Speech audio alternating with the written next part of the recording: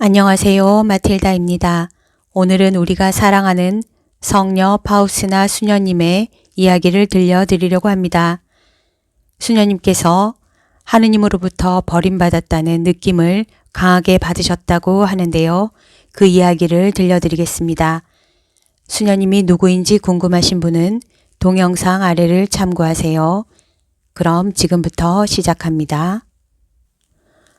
수련기의 첫 해가 끝날 무렵 암흑이 내 영혼에 그늘을 던지기 시작했다. 기도 중에 아무런 위안도 느끼지 못했고 묵상을 하기 위해서는 무척 힘든 노력을 해야만 했다. 그리고 두려움이 나를 엄습해 왔다. 나 자신 속으로 깊이 들어가면서 크나큰 비천함 외에는 다른 아무것도 발견할 수 없었다. 하느님의 위대함과 거룩하심이 너무나 분명히 드러났지만 감히 눈을 들어 그분을 볼 수가 없었다. 다만 그분의 발 앞에서 나 자신을 티끌처럼 낮추고 그분께 자비를 애걸할 뿐이었다. 나의 영혼은 거의 6달을 이런 상태로 지냈다. 이 어려운 시기에 우리의 친애하는 마리아 요세파 수련장 수녀는 나를 격려해 주었다. 그러나 나의 고통은 점점 더 커져 가기만 했다. 수련기의 둘째 해가 다가오고 있었다. 서원을 해야 한다는 생각을 할 때마다 내 영혼은 공포에 떨었다. 무엇을 읽어도 제대로 이해할 수 없었고 묵상도 할 수 없었고 내 기도는 하느님을 불쾌하게만 해드린다는 생각이 들었다. 이런 내가 성체를 영하는 것은 하느님을 더욱 모독하는 행위라고 느껴졌다. 그러나 이 모든 것에도 불구하고 나의 고해 신부인 테오도르 신부는 나로 하여금 한 번이라도 영성체를 거르지 못하게 했다. 하느님께서는 아주 신묘한 방법으로 내 영혼 안에서 일하고 계셨다. 나는 고해 신부가 하는 말을 전혀 이해하지 못했다. 아주 단순한 믿음의 진리도 알아들을 수가 없었다. 내 영혼은 깊은 고뇌 속에 있었고 그 어떤 곳에서도 만족을 찾을 수 없었다. 어느 순간 나는 하느님께로부터 버림받았다는 강한 느낌을 받았다. 이 무서운 생각은 나의 영혼을 바로 관통했고 이런 고통은 내 영혼을 지배하였다. 나는 죽고 싶었지만 죽을 수가 없었다. 그러고는 덕행을 닦으려고 노력하는 것이 무슨 소용이냐는 생각이 들었다. 이 모든 것이 하느님의 마음에 들지 않는데 무엇 때문에 고행을 하느냐. 내가 이 모든 것을 수련장 수녀에게 말했을 때 내가 받은 대답은 이것이었다. 사랑하는 수녀님, 하느님께서는 수녀님을 특별히 선택하시어 거룩한 일을 하시기 위해 부르시고 계십니다. 이것은 하느님께서 수녀님을 하늘나라에서 당신과 아주 가까이 있게 하시려는 징표입니다. 주 예수님께 더욱더 의탁하십시오. 하느님께로부터 버림받았다는 무서운 생각은 바로 지옥의 망령들이 실제로 겪는 고통이다. 나는 예수님의 상처 속으로 피신하여 예수님께 의탁한다는 말만을 되풀이했다. 그런데 이 말까지도 나에게 더욱더 큰 고통을 주는 것이었다. 나는 성체 앞으로 갔다. 그리고 예수님께 말씀드리기 시작했다. 예수님, 당신은 하느님께서 당신의 피조물을 잇는 것보다 어미가 자기의 젖먹이를 더 빨리 잊어버린다고 말씀하셨습니다. 그리고 어미가 자기의 젖먹이를 잊을지언정 나 하느님은 내 피조물을 잊지 않을 것이다 라고 말씀하셨습니다. 오 예수님, 당신께서는 제 영혼이 얼마나 울부짖고 있는지를 들으십니까? 당신 아이가 고통스럽게 흐느껴 우는 소리를 들어주십시오.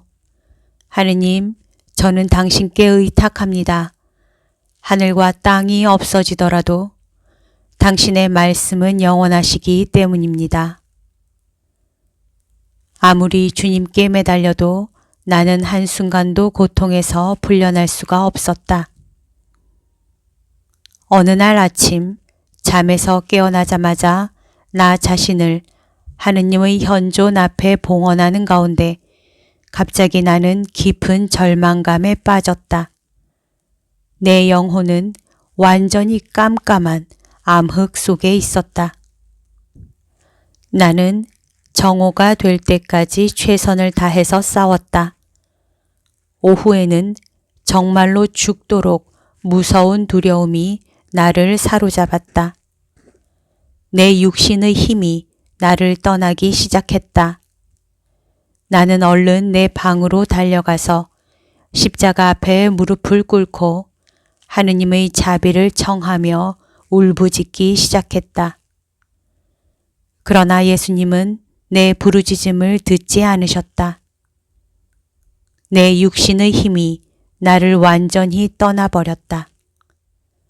나는 땅에 쓰러졌고 절망이 나의 영혼을 완전히 사로잡았다.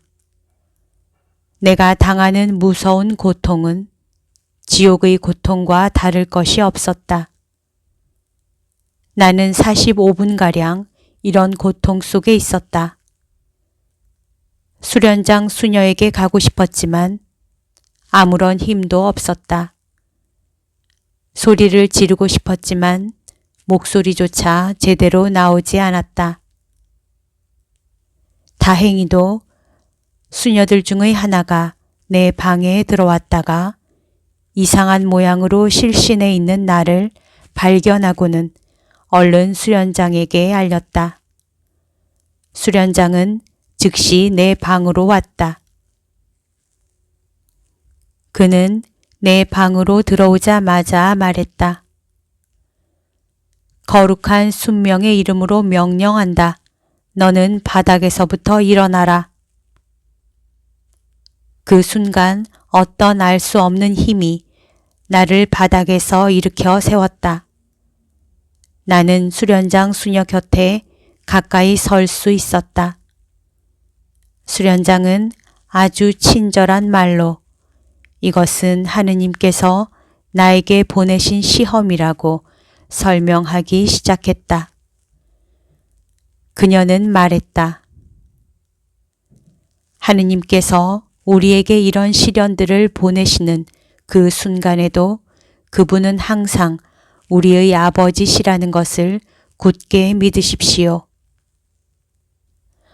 나는 방금 무덤에서 나온 사람 같은 기분으로 내 임무를 수행하기 위해 일자리로 갔다. 모든 감각에는 내 영혼이 체험한 것들로 가득 찼다. 저녁 기도 시간에 내 영혼은 또다시 그 어두운 어둠으로, 그 무서운 어둠으로 고통받기 시작했다. 정의로우신 하느님의 권능 안에 있는 나 자신이 그분의 분노의 대상이 되었다고 느꼈다. 이 무서운 순간에 나는 하느님께 말씀드렸다. 성경에서 당신 자신을 가장 자애로운 어머니와 비교하신 예수님, 당신은 진리이시고 생명이시기에 저는 당신의 말씀에 의탁합니다.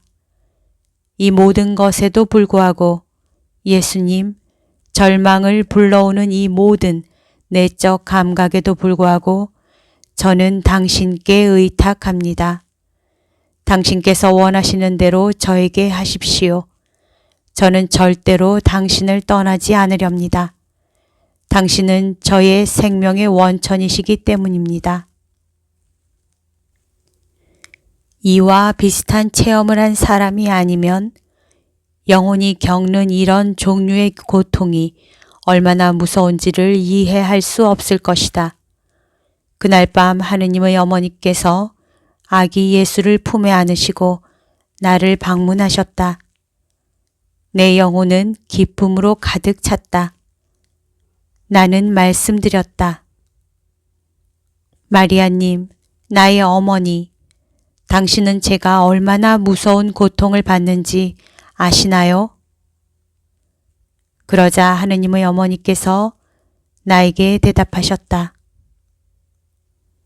너가 얼마나 고통을 받는지 내가 안다. 그러나 두려워하지 마라. 내가 너의 고통을 너와 함께 나누어 받고 있으며 앞으로도 언제나 그렇게 할 것이다. 그분은 따뜻한 미소를 지으시고는 사라지셨다. 그 즉시 강한 힘과 큰 용기가 내 영혼 안에 새롭게 용솟음쳤다. 그러나 그것은 단지 하루 동안만 지속되었다. 그러고는 마치 지옥 전체가 나에게 맞서는 듯한 고통이 밀려왔다. 모든 거룩하고 신성한 것들에 대한 무서운 증오가 내 영혼 안으로 몰려들기 시작했다.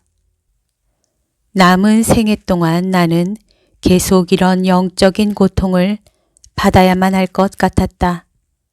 나는 성체를 향해 예수님께 말씀드렸다. 나의 정배이신 예수님, 당신은 저의 영혼이 당신께 대한 그리움 때문에 죽어가고 있다는 것을 모르십니까? 당신은 이처럼 애타게 당신을 사랑하는 영혼에게 어떻게 당신 자신을 숨기실 수 있습니까? 예수님, 저를 용서해 주십시오. 당신의 거룩한 뜻이 제 안에서 이루어지게 해 주십시오. 저는 한 마리의 비둘기처럼 불평 없이 묵묵히 이 고통을 받겠습니다. 저는 제 마음이 단 한마디의 서러운 불평도 하지 못하게 하겠습니다. 수련기의 끝. 내 고통은 줄어들지 않는다. 내 몸은 더욱 허약해져서 나는 수녀회의 모든 영적 수련을 면제받았다. 대신에 나는 화살 기도만을 하게 되었다. 1928년 4월 16일 성금요일에 예수님은 바로 당신 사랑의 불꽃 속으로 내 마음을 가져가셨다. 저녁 성체 조배 시간 동안에 이런 일이 일어났다. 갑자기 하느님의 현존이 나를 감쌌고 나는 다른 모든 것을 잊어버렸다. 예수님께서는 나로 하여금 당신이 나 때문에 얼마나 많은 고통을 겪으셨는지를 깨닫게 해 주셨다. 이것은 아주 잠깐 사이였다. 지독한 그리움, 하느님 사랑에 대한 갈망. 여기까지가 성녀 파우스타 수녀님의 이야기입니다. 내 영혼 안에 계신 하느님의 자비, 성녀 파우스티나 수녀의 일기 책에 실려있는 내용입니다. 오늘도 하느님의 뜻 안에서 서로 사랑합시다. 사랑합니다. 축복합니다.